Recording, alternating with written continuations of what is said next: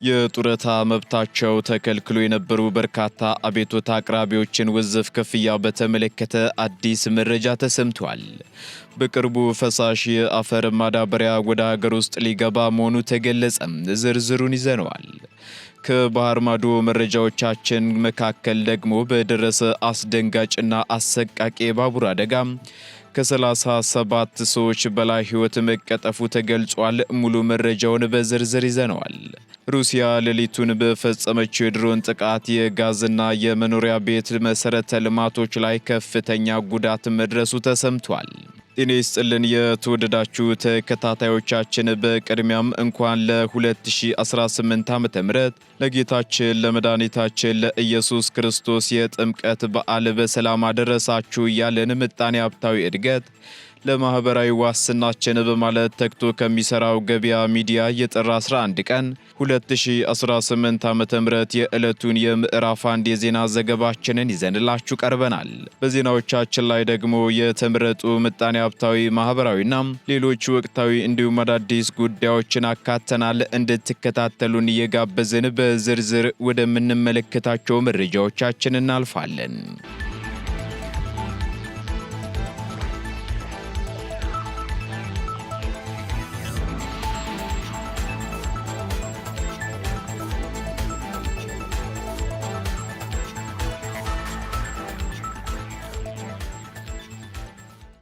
የጡረታ መብታቸው ተከልክሎ ለነበሩ 102 አቤቱታ አቅራቢዎች ውዝፍ ክፍያ እንዲፈጸምላቸው መደረጉ ተገለጸ።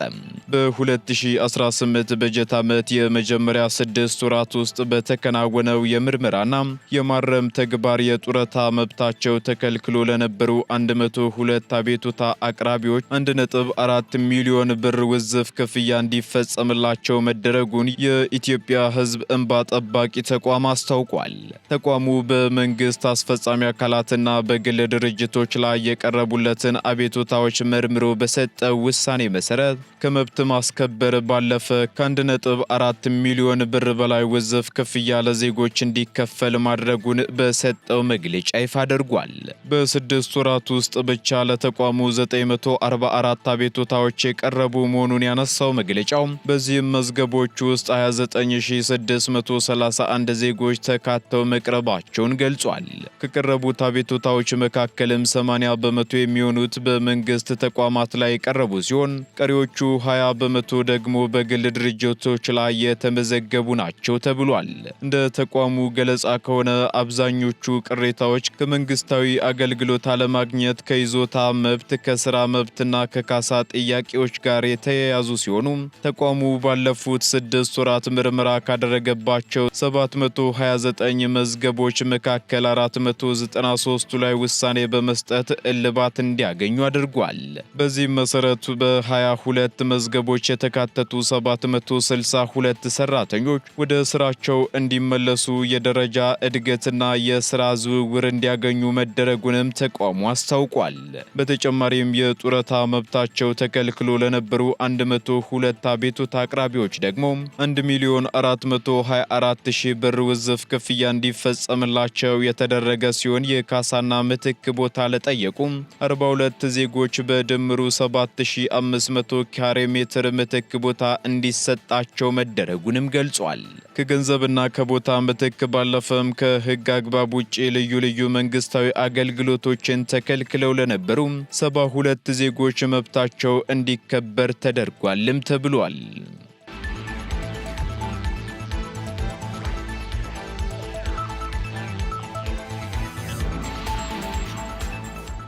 በሚቀጥሉት 2-3 ሳምንታት ፈሳሽ የአፈር ማዳበሪያ ወደ ሀገር ውስጥ እንደሚገባ ተገለጸ። መሰረቱን በአሜሪካ ያደረገው ቃል ሄር ሀብ የተሰኘ ድርጅት ፈሳሽ ማዳበሪያ ወደ ሀገር ውስጥ በማስገባት ሙከራ ለማድረግ ዝግጅቱን ማጠናቀቁን አስታውቋል።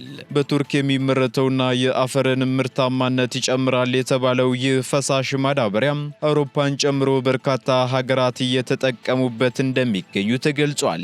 በዚህም ለሙከራ የሚሆነው ማዳበሪያ ወደ ሀገር ውስጥ ለማስገባት የሚያስችለውን ሂደት ወይንም ከ95 በመቶ በላይ ማጠናቀቁን የቃለ ሄርሃብ የቦርድ ሰብሳቢ ፕሮፌሰር ተፈሪ ጸጋይ ተናግረዋል።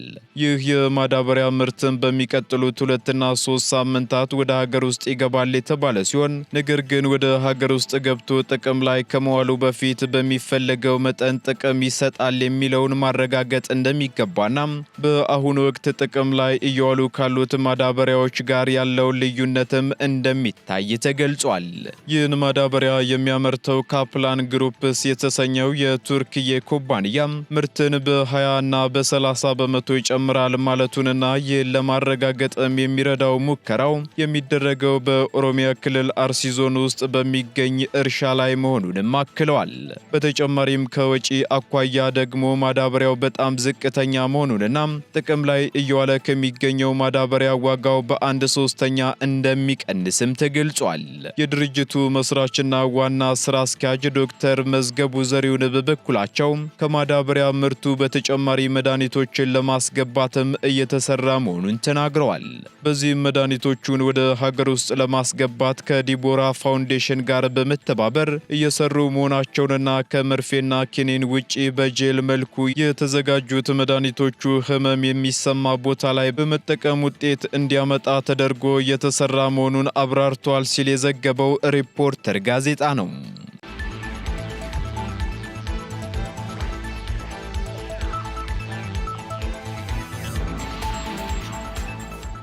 የመንግስት ድርጅቶች 48.8 ቢሊዮን ዶላር ማስገኘታቸው ተነገረ። የኢትዮጵያ ኢንቨስትመንት ሆልዲንግ በመንግስት የልማት ድርጅቶች ስር የሚገኙ ተቋማት ባለፉት 4 ዓመታት ከ6 ወራት ውስጥ 48.8 ቢሊዮን ዶላር የውጭ ምንዛሬ ለሀገር ማስገኘታቸውን አስታውቋል። ይህ ከፍተኛ የውጭ ምንዛሬ ግኝት የተመዘገበው ደግሞ በዋናነት እንደ ኢትዮጵያ አየር መንገድ፣ የኢትዮጵያ ንግድ ባንክ፣ ኢትዮ ቴሌኮም እና የባህር ትራንስፖርትና ሎጂስቲክ አገልግሎት ባሉ ግዙፍ ተቋማት አማካኝነት መሆኑ ተገልጿል። በእነዚህ ዓመታት ውስጥ የልማት ድርጅቶቹ አጠቃላይ ገቢ 6.1 ትሪሊዮን ብር የደረሰ ሲሆን ለመንግስት ያበረከቱት የታክስ አስተዋጽኦ ደግሞ 644 ቢሊዮን ብር መሆኑን የኢትዮጵያ ኢንቨስትመንት ሆልዲንግ ዋና ስራ አስፈጻሚ ብሩክ ታዬ ተናግረዋል። በተጨማሪም ለመጀመሪያ ጊዜ በተደረገ የሀብት ቆጠራና ጥናት በኢትዮጵያ ኢንቨስትመንት ሆልዲንግ ስር የሚገኙት 41 የልማት ድርጅቶች አጠቃላይ የሀብት መጠናቸው 8.2 ትሪሊዮን ብር መሆኑ ተረጋግጧል ብለዋል። ኢንቨስትመንት ሆልዲንጉ በቀጣይ 5 ዓመታትም አጠቃላይ ዓመታዊ ገቢውን ወደ 5 ትሪሊዮን ብር ለማሳደግና ለመንግስት የሚከፍለውን የትርፍ ድርሻም 100 ቢሊዮን ብር ለማድረስ ማቀዱም ተነግሯል።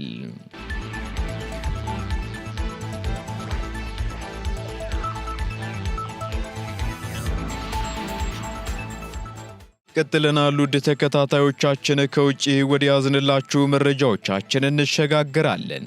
በደረሰ አስደንጋጭና አሰቃቂ የባቡር አደጋ የ39 ሰዎች ሕይወት ማለፉ ተሰማም።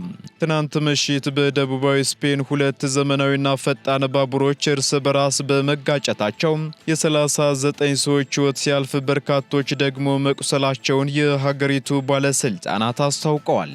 ይህ አሰቃቂ አደጋም የተከሰተው በኮርዶባ ግዛት አዳሙስ ከተማ አቅራቢያ መሆኑን የገለጸው የባቡር መስመር አስተዳዳሪው ዲፍ በበኩሉም ከማላጋ ወደ ማድሪድ ይጓዝ የነበረው ባቡር ከሃዲዱ ስቶ በመውጣቱ በአጎራባች መስመር ላይ ከማድሪድ ወደ ሁኤሌቫ ይጓዝ በነበረው ሌላ ባቡር ጋር መጋጨቱን አስታውቋል። የአንዳሉሺያ የድንገተኛ አደጋ አገልግሎት በበኩሉ ከአደጋው በኋላ 78 ሰዎች በከባድ ሁኔታ ቆስለው ሆስፒታል መግባታቸውን በመግለጽ ሌሎች በርካታ መንገደኞችም ቀላል ጉዳት እንደደረሰባቸው ገልጿል።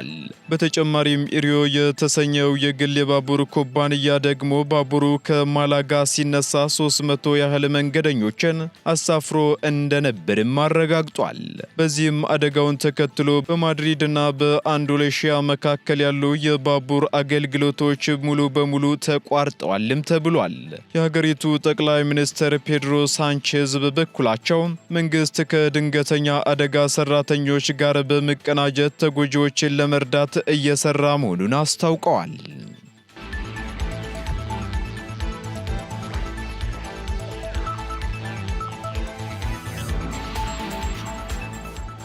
የሶሪያ መንግስት ራስ ገዝ የነበሩ የሀገሪቱ አብዛኛ አካባቢዎችን ሊቆጣጠር መሆኑ ተገለጸ። የሶሪያ መንግስት ራስ ገዝ የነበሩ አካባቢዎችን ለመቆጣጠር የሚያስችለውንም ስምምነት ከኩርድ ኃይሎች ጋር መፈራረሙን አስታውቋል። በዚህ ስምምነት አማካኝነትም አብዛኛው የሀገሪቱን ክፍል በቁጥጥር ስር ማስገባቱ እየተነገረ ሲሆን ስምምነቱ ደግሞ በአጠቃላይ 14 ነጥቦችን ይዟልም ተብሏል። ለሁለት ሳምንታት ገደማ የተካሄደውን ውጊያ ያስቆመው ይህ ስምምነት ታጣቂዎቹ በሶሪያ ወታደራዊና የመንግስት ተቋማት ውስጥ እንዲካተቱ እንደሚደረግም ተገልጿል። ስምምነቱን ተከትሎ ፕሬዝዳንት አህመድ አልሻራ በሰጡት ጋዜጣዊ መግለጫ ስምምነቱ የሶሪያ መንግስት ተቋማት የምስራቅና ሰሜናዊ ግዛቶች በሆኑት አልሐሳካህ፣ ዴር ኤዞርና ራቃ ላይ ቁጥጥራቸውን መልሰው እንዲያረጋግጡም እንደሚያስችላቸው ተናግረዋል። ስምምነቱ የተደረሰው ደግሞ ፕሬዝዳንት አልሻራ በደማስቆ ከአሜሪካው የሶሪያ ልዩ መልእክተኛ ቶም ባራክ ጋር ከተወያዩ በኋላ ሲሆን ባራክ ስምምነቱ ለተባበረች ሶሪያ ትልቅ እርምጃ መሆኑን በመጥቀስ አድንቀውታል። የሶሪያ ዲሞክራሲያዊ ኃይሎች አገዛዝ ማዝሉም አብዲ በስብሰባው ላይ እንደሚገኙ ቢጠበቅም በአየር ሁኔታ ምክንያት ግን መጓዝ ባለመቻላቸው ጉብኝታቸው ወደ ዛሬ መራዘሙን አልሻራ ገልጸዋል።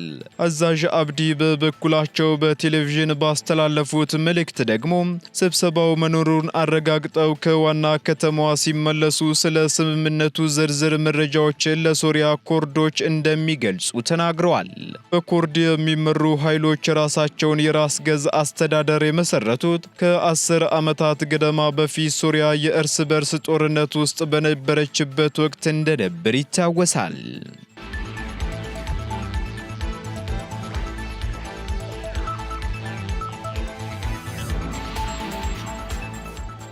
ሩሲያ በፈጸመችው የድሮን ጥቃት የኤሌክትሪክ የጋዝና የመኖሪያ ቤት መሰረተ ልማቶች ላይ ከፍተኛ ጉዳት መድረሱ ተገለጸ። በተጨማሪም ሩሲያ ሌሊቱን በፈጸመችው የድሮን ጥቃት በዩክሬን ኦዴሳ ግዛት ውስጥ የሚገኝ የሙያ ኮሌጅ መመታቱም ተሰምቷል።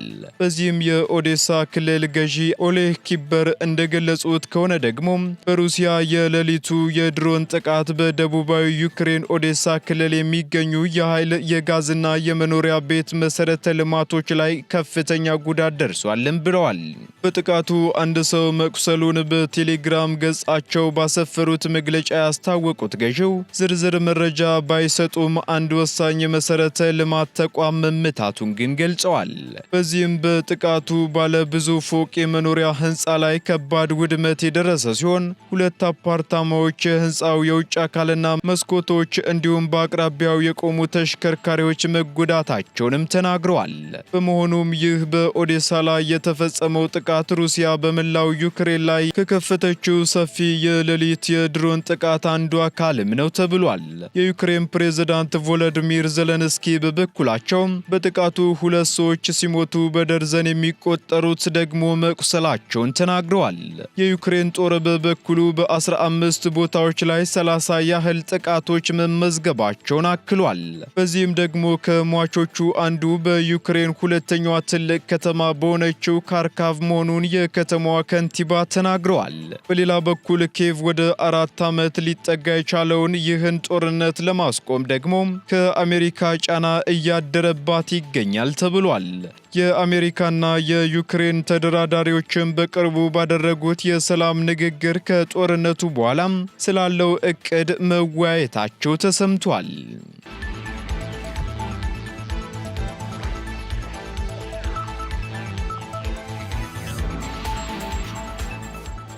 የተወደዳችሁ የገበያ ሚዲያ ተከታታዮቻችን በድጋሜ እንኳን ለ2018 ዓ.ም ለጌታችንና ለመድኃኒታችን ለኢየሱስ ክርስቶስ የጥምቀት በዓል በሰላም አደረሳችሁ አደረሰን እያለን ለሰዓቱ ያዝንላችሁ መረጃዎቻችን እነዚህን ይመስሉ ነበር። አዳዲስ እንዲሁም ትኩስ ኢኮኖሚያዊና ማህበራዊ መረጃዎቻችንን ለማግኘት ታዲያም የገበያ ሚዲያን እንድትወዳጁ እንጋብዛለን። ሰናይ ጊዜን ተመኘን።